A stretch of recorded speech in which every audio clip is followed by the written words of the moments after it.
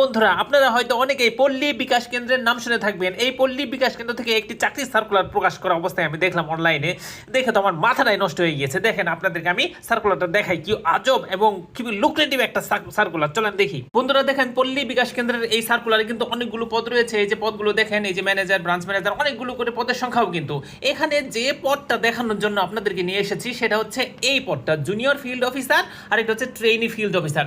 এইটার এই দিকে এসে আমার মাথাটা আমি চক্ষু চরক গাছ। সেটা হচ্ছে দেখেন, প্রার্থীদের মোটরসাইকেল বা বাইসাইকেল চালিয়ে কাজ করতে হবে, বিধায় বৈধ ড্রাইভিং লাইসেন্স সহ মোটরসাইকেল থাকলে অগ্রাধিকার পাবে। তার মানে আপনার যদি বাইক থাকে এবং আপনি যদি লাইসেন্সধারী, অবশ্যই আপনি বাইক যেহেতু চালান, লাইসেন্স অবশ্যই আপনার আছে, এই দুটো যদি থাকে, আপনি দেখেন এইচএসসি বা সমমানের পরীক্ষা পাস থাকলে, সার্টিফিকেট থাকলে আপনি অ্যাপ্লিকেশনটা সাবমিট করে ফেলতে পারছেন।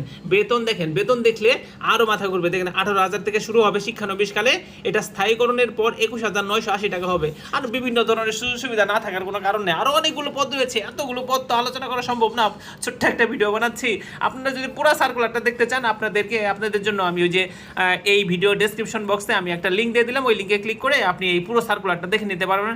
অ্যাট দ্য সেম টাইম আমি এই ভিডিওর নিচে যে কমেন্ট বক্সটা আছে সেখানে আমি একটা লিঙ্ক দিয়ে দিলাম। লিঙ্কটা হয়তো ডাইরেক্টলি ক্লিক করলে ওপেন হতে চাইবে না, সেক্ষেত্রে আপনি লিঙ্কটা ওখান থেকে দেখে নিয়ে ওখানে টাইপ করে আপনি লিঙ্কটা ওপেন করে দেখে নিতে পারবেন।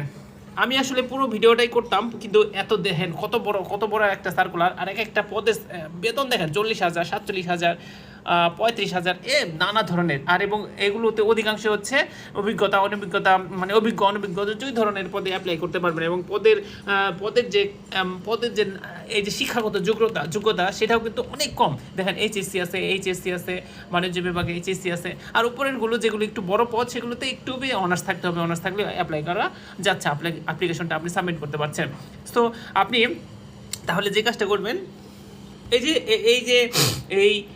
এই লিঙ্কে গিয়েও আপনি এই সার্কুলারটা দেখে নিতে পারেন। অ্যাট দ্য সেম টাইম আমি আরেকটা লিঙ্ক শুধুমাত্র এই সার্কুলারটা দেখার জন্য আরেকটা লিঙ্ক আমি এই ভিডিওর নিচে কমেন্ট বক্সে দিয়ে রাখলাম, আর হচ্ছে আপনার এই ডেসক্রিপশন বক্সে দিয়ে রাখলাম। সেখানে ক্লিক করেও আপনি দেখে নিতে পারবেন ইনশাআল্লাহ। আশা করি চাকরির এই খবরটা আপনাদের ভালো লেগেছে।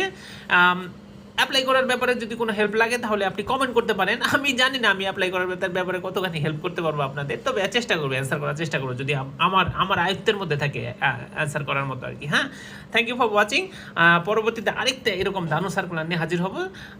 ততক্ষণ পর্যন্ত আল্লাহ হাফেজ। বন্ধুরা দেখলেন, দারুণ একটি পল্লী বিকাশ কেন্দ্রের সার্কুলার। এই সার্কুলার কিন্তু অনেকগুলো পদ রয়েছে এবং শিক্ষাগত যোগ্যতাও অনেক কম লাগে। সো অ্যাপ্লাই করে ফেলেন, কাজে দিয়েও লাগতে পারে, হঠাৎের কথা ভাগ্যে লেগেও যেতে পারে, বলা যায় না, তাই না? Thank you for watching.